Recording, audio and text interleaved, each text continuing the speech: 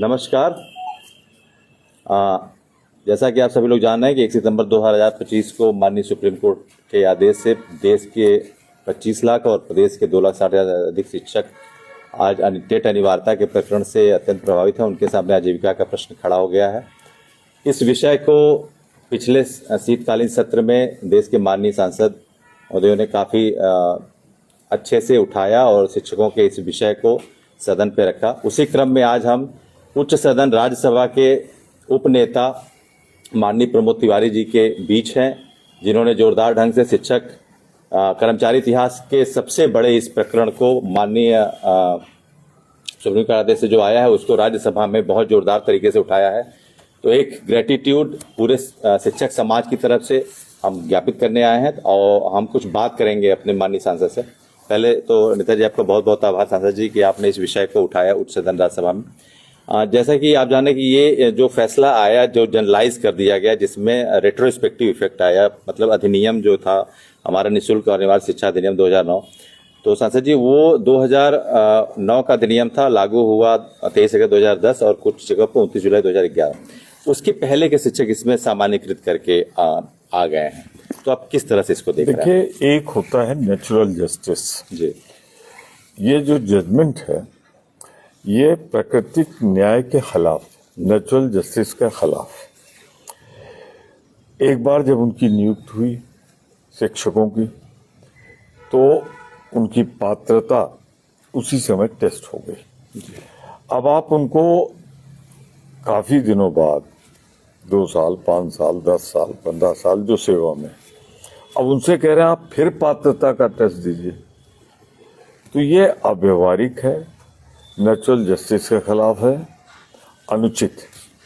क्या सरकार सारे आईएएस, सारे आईपीएस या जो कॉम्पिटिटिव एग्जाम से आते हैं उनसे कहेगी कि आप एक दोबारा पात्रता परीक्षा दीजिए? मैं उसका भी विरोध करूंगा। मैं सिर्फ इतना कहना चाहता हूं कि ये इसके पीछे मंशा बड़ी काली है, बड़ी गलत है।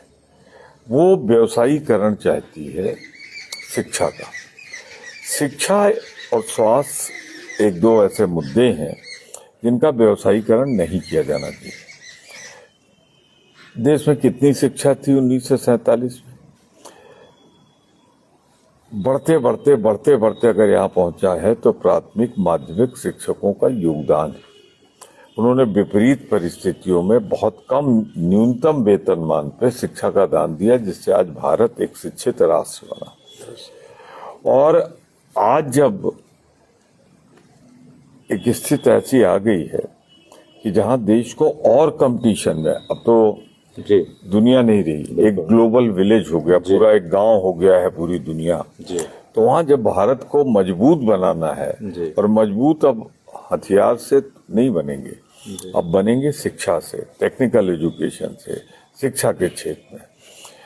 तो उस समय ये सरकार का कदम आत्मघाती कदम है। ये सरकार का कदम देश के हित के खिलाफ है। सुप्रीम कोर्ट का जजमेंट मैंने देखा है, वो त्रुटिपूर्ण है, दोषपूर्ण है। उनके सामने सही तथ्य नहीं रखे गए, और जो काम सरकार को था या जो काम जो लोग पैरवी कर रहे थे उनका था, उन्होंने ईमानदारी से, कभी सोचा नहीं था शायद कि ये जजमेंट आएगा, इसलिए उतना ध्यान लगा के नहीं पैरवी की। सारे तथ्य सरकार के सामने आ जाए तो सुप्रीम कोर्ट के फैसले हमेशा नेचुरल जस्टिस को मजबूत करते हैं। बिल्कुल। उनके सामने ये तथ्य आएगा तो ये जरूर होगा। इस संदर्भ में मैं इतना स्पष्ट कर दूं, मैं चाहता हूं कि इसमें आप श्री दिग्विजय सिंह जी, जो 10 साल मुख्यमंत्री रहे हैं मध्य प्रदेश के, व्यवहारिक आदमी हैं, वही शिक्षा की स्टैंडिंग कमेटी के अध्यक्ष, सभापति, तो मैं उनसे आप सबकी भेंट करा दूंगा। उनसे आप अपनी बात रखें। मेरी उनसे बात हो गई, प्रतापगढ़ के नेतृत्व से बात करा दी थी मैंने, उन लोगों ने दिग्विजय सिंह जी से बात कर ली थी। तो जब आप लोग एक प्रदेश स्तर पे चले, मैं तैयार हूँ। अब 25 लाख शिक्षक प्रभावित होगा पूरे देश में, 2 लाख तो उत्तर प्रदेश में हो जाएगा।